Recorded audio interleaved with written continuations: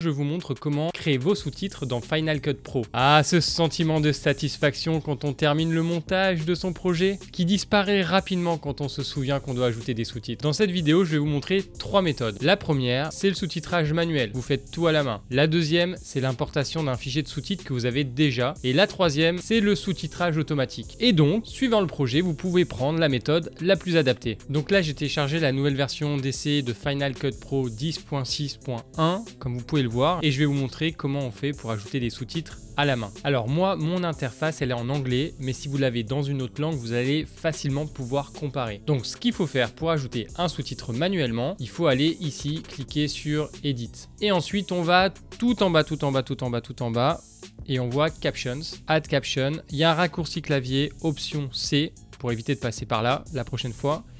Et je vais ajouter mes captions. Donc là, je vois une balise qui est apparue avec notamment une timeline. Alors, ce que je vais faire dans un premier temps, c'est notamment choisir le format de mon sous-titre. Là, je vois que mon format de sous-titre, il est en ITT. Final Cut Pro vous propose 3 formats. Vous avez le format CEA 608, le format ITT, le format SRT. Le format CEA 608, c'est un format qui a une extension .scc. C'est un format qui va vous permettre d'écrire le texte de vos sous-titres, mais aussi d'ajouter des paramètres comme la position, le format, la couleur et des animations. Le second format, c'est ITT pour iTunes Timed Text, et donc du coup c'est le format qui est utilisé principalement sur l'iTunes Store, et il est très similaire au format précédent et il va permettre de gérer plus d'alphabets. Et enfin le troisième format qui est le format SRT pour Subrip Text, qui est le format le plus répandu, notamment parce qu'il est utilisé sur Facebook, YouTube, Vimeo, et si vous faites un projet pour le web, il y a de grandes chances que c'est le format que vous souhaitiez prendre. La principale différence avec les deux autres formats, c'est qu'il va contenir principalement les sous-titres et il n'aura pas d'option de format,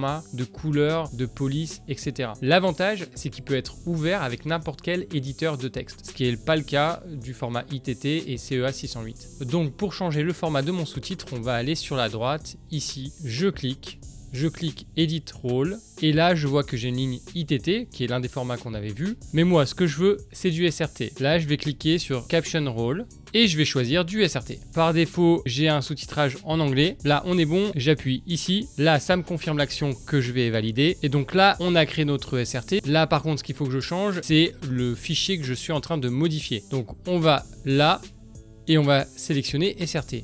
Et donc là, j'ai un fichier SRT. Mais c'était pas le plus dur. Donc là, vous voyez la petite valise que j'avais déjà créée. Je vais la mettre au tout début. Et donc là, maintenant, il va falloir que je sélectionne la balise et que je vienne taper le texte que j'entends à l'écran. Après ça, je vais ajuster à quel moment mon sous-titre se termine. Et une fois que mon sous-titre est fait, je vais en ajouter un nouveau avec la commande Option C.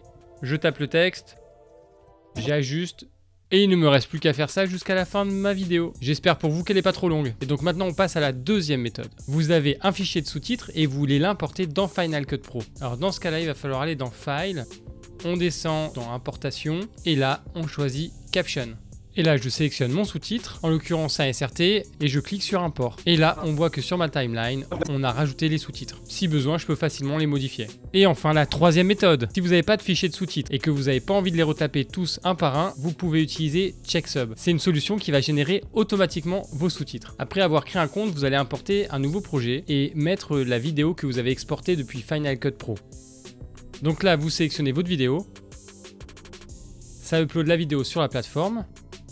Et après, vous allez simplement indiquer la langue de la vidéo, le sous-titrage que vous souhaitez. Donc là, automatiquement, c'est français. Vous gardez la méthode automatique et vous cliquez sur Confirme. CheckSub va générer automatiquement le sous-titrage de votre projet et quand c'est prêt, vous recevez un email. Donc là, mon projet est prêt, c'est celui-là. Je clique dessus, je vois la langue, je clique dessus pour l'ouvrir. On a la vidéo à gauche, le texte à droite et les timecodes en bas. Si je préfère faire mes éditions dans Final Cut Pro, je vais cliquer en haut à droite sur la petite flèche et je vais sélectionner SRT. J'aurai un fichier SRT que je vais pouvoir importer dans Final Cut Pro comme on a vu précédemment. L'avantage de le faire dans l'éditeur de CheckSub, c'est que ça se modifie comme un document Word et du coup ça fait gagner beaucoup de temps plutôt que de devoir passer d'une balise à l'autre comme c'est le cas dans Final Cut Pro. Si je veux faire une modification, j'ai juste à utiliser mon curseur, sélectionner le mot que je veux modifier, taper le mot et tout reste synchronisé avec ma vidéo. Et quand mon projet est fini, je peux l'exporter au format SRT. Sur Checksub, il faut aussi savoir que je peux styliser mes sous-titres et du coup exporter en intégrant mes sous-titres dans l'image. Je mettrai un lien vers une autre vidéo qu'on a faite justement pour expliquer comment faire. Alors pour finir, je vous montre deux astuces. Une astuce pour incruster vos sous-titres dans la vidéo et une autre astuce pour exporter votre fichier de sous-titres tout seul, si jamais vous avez besoin de le réutiliser ailleurs ou par exemple de le traduire. Bon, si vous voulez exporter votre vidéo en incrustant les sous-titres dans la vidéo, donc là par exemple on voit le petit sous-titre et c'est là où on touche à la limite de Final Cut Pro en termes de sous-titrage. Il n'est pas possible de modifier la police, la taille de police et d'autres paramètres qui paraissent vraiment basiques. Il y a un moyen détourné qui consiste à utiliser XTE, Xtitle Extractor, un logiciel à part qui est gratuit et vous allez devoir exporter votre projet au format XML, l'importer dans XTE, dire à XTE quelle police vous voulez utiliser, à quel endroit vous voulez qu'elle soit, la taille que vous voulez utiliser et ça va vous générer un nouveau fichier XML que vous allez ensuite réimporter dans Final Cut Pro. On a déjà vu plus simple. Et c'est pour ça que l'alternative que je vous ai montré avant avec Checksub qui permet de faire tout ça sur la même plateforme évite ces allers-retours inutiles. Bon, quand vous avez réussi à obtenir ce que vous souhaitez, on va aller exporter comme d'hab avec l'icône en haut. Là, il faut que vous alliez dans Rôle, que vous cliquiez sur Caption. Donc là, vous voyez Burn in Caption, c'est-à-dire que ça va être incrusté dans l'image et vous choisissez la piste de sous-titres que vous voulez. Ensuite, vous cliquez sur OK et ici, vous pouvez aussi exporter de façon séparée le fichier de sous-titres. Dans ce cas-là, il faut cocher cette petite case et on clique sur Next. On choisit le dossier et du coup, après, vous récupérez directement votre fichier sur votre ordinateur. Donc pour le deuxième bonus, pour exporter votre fichier de sous-titrage à l'extérieur de Final Cut Pro, vous allez pouvoir cliquer sur File et aller sur Export Caption. Là, vous allez pouvoir cocher les sous-titres que vous voulez exporter. Ici, vous avez une petite option qui vous permet de garder le formatage. Si par exemple, vous avez mis une couleur. Le problème, c'est vu que le SRT n'est pas une norme, ça ne va pas forcément être compris dans les programmes où vous allez importer votre fichier SRT. Je peux pas vous recommander de cocher cette case. Et on clique sur Export. Et là, du coup, j'ai mon fichier sur mon ordinateur. Et voilà, on est bon! On crée plein de contenu en lien avec la vidéo, la promotion vidéo, donc n'hésitez pas à vous abonner. Et si vous avez des questions, mettez-les en commentaire. À la prochaine!